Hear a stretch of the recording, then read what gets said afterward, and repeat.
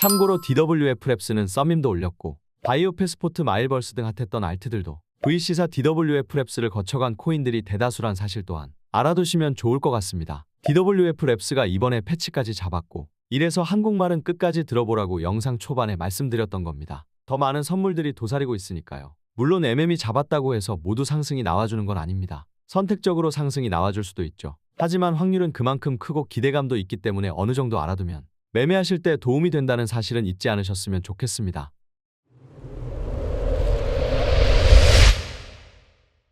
안녕하세요. 투더문코인입니다. 최근 AI 메타에서 밈코인 메타로 다시 NFT 메타로 유행은 돌고 돌며 항상 우리는 수익률이 높은 코인을 주시하고 찾고 있는데요. 오늘은 투더문코인과 함께 제2의 솔라나를 꿈꾸고 있는 녀석에 대해 한번 영상을 통해 알아볼까 하는데 주인공은 바로 수익 코인입니다. 근데 여기까지만 듣고 영상을 나가신다면 여러분은 하수가 되는 거고 한국말은 끝까지 들어보고 지켜봐야 할 필요가 있겠죠. 영상 본격적으로 시작하도록 하겠습니다. 시작에 앞서 수익 코인에 대해 간략하게 알아야 할 점이 있는데 페북 창시자 하면 마크 주커버크만 떠올리실 텐데 사실 여러 개발자가 함께했고 페이스북 창시자 중 한 명인 에반챙이라는 남자가 제작한 코인입니다. 수이 네트워크는 기존 블록체인들이 가진 확장성 문제를 해결하기 위해 개발된 플랫폼으로 빠른 거래 속도와 낮은 수수료를 자랑하고 있는데요. 이 플랫폼은 특히 게임, NFT 그리고 메타버스 애플리케이션 같은 고속 데이터 처리와 실시간 상호작용이 중요한 영역에서 큰 잠재력을 가지고 있습니다. 수이 네트워크는 한마디로 다양한 확장성을 목표로 하고 있기 때문에 수이 개발자들은 낮은 가스비 빠른 트랙잭션 그리고 협업을 빠르게 잡고자 할 건데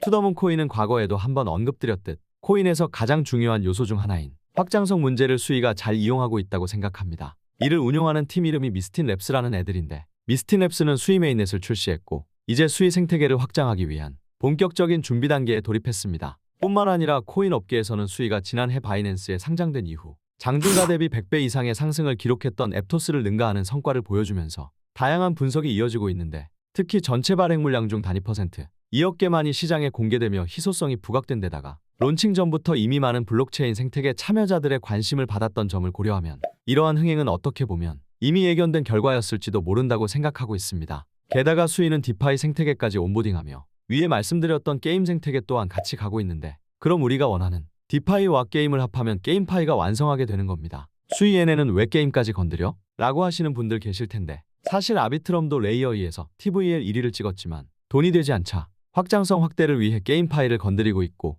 왜 게임파이 산업에 돈이 있는가라고 한다면 블록체인 비트코인 자체가 가상화폐인데 즉 가상의 화폐란 시스템이면 가상에서 더 효과적이란 말씀을 드리고 싶네요. 오프라인보다 가상이 더 효과적이면 메타버스 세계에서 가장 빛을 바라볼 수 있는 거죠. 그리하여 가상 시스템이 구축된다면 그 안에 생태계가 형성될 거고 게임은 앞으로 더 큰 성장을 이루는 반면 그 속에 금융 시스템, 즉 게임 속의 생태계의 블록체인이 왕자를 가져갈 가능성이 농후해 보이는데 개인적인 생각이지만 게임파이는 투더문코인이 노다지 시장, 즉 돈이 보이는 시장이라고 생각합니다. 근데 제가 지금까지 설명드린 바로만 따진다면 좋은 코인이라고 단언드리긴 좀 어려운데요. 현재 MM팀으로 VC들의 자금이 들어오고 있는데 그게 바로 DWF랩스입니다. 과거에도 설명드렸었는데 얘는 한번 잡으면 통상적으로 500% 이상 가격 상승이 나와주었습니다. 핸들링을 했던 코인으로는 제스미 코인 정도가 있겠습니다. 위제스미 사례뿐만 아니라 어떻게 올려줄지 기대가 되네요. 참고로 DWF랩스는 썸밈도 올렸고 바이오 패스포트 마일벌스 등 핫했던 알트들도 VC사 DWF랩스를 거쳐간 코인들이 대다수란 사실 또한 알아두시면 좋을 것 같습니다. DWF랩스가 이번에 패치까지 잡았고 이래서 한국말은 끝까지 들어보라고 영상 초반에 말씀드렸던 겁니다. 더 많은 선물들이 도사리고 있으니까요. 물론 MM이 잡았다고 해서 모두 상승이 나와주는 건 아닙니다. 선택적으로 상승이 나와줄 수도 있죠. 하지만 확률은 그만큼 크고 기대감도 있기 때문에 어느 정도 알아두면 매매하실 때 도움이 된다는 사실은 잊지 않으셨으면 좋겠습니다. 최근엔 데이터 관련 코인 워럴스랑 협업을 하면서 더 다양한 생태계 확장을 위해 힘쓰고 있다는 사실 또한 발견했는데 데이터 분산이면 AI랑 같은 느낌이라고 이해하면 쉽겠죠? AI를 학습시키기 위해서는 데이터가 필수기 때문입니다. 해당 자료를 통해 보시면 디파이 웹3 지갑과 협업하며 게이트, IO 거래소에서 밀고 있는 디파이들이라 어느 정도 확장성이 확보된 느낌 또한 강하게 들고 있습니다. 자세한 확장성에 관한 건 이 글을 참고해 보시면 좋고 수익 또한 USDC를 통해 자금이 입수되고 있죠. 참고로 USDC는 코인베이스가 밀어주는 스테이블형 코인이고 SEC가 친화적으로 보고 있는 거래소죠. 여기로 자금이 들어와서 유동성 풀을 형성한다면 어디를 먼저 주입시킬까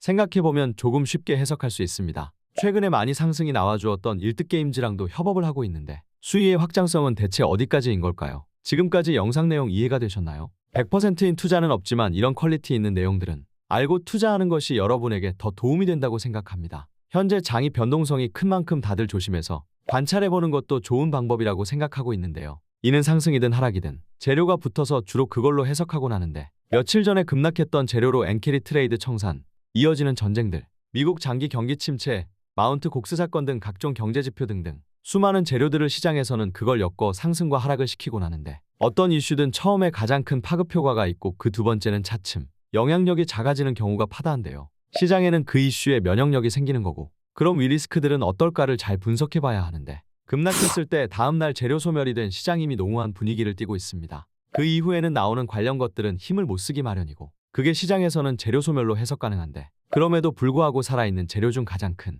재료들은 놓치면 안 된다고 생각합니다. 오늘 영상도 시청해 주셔서 감사합니다.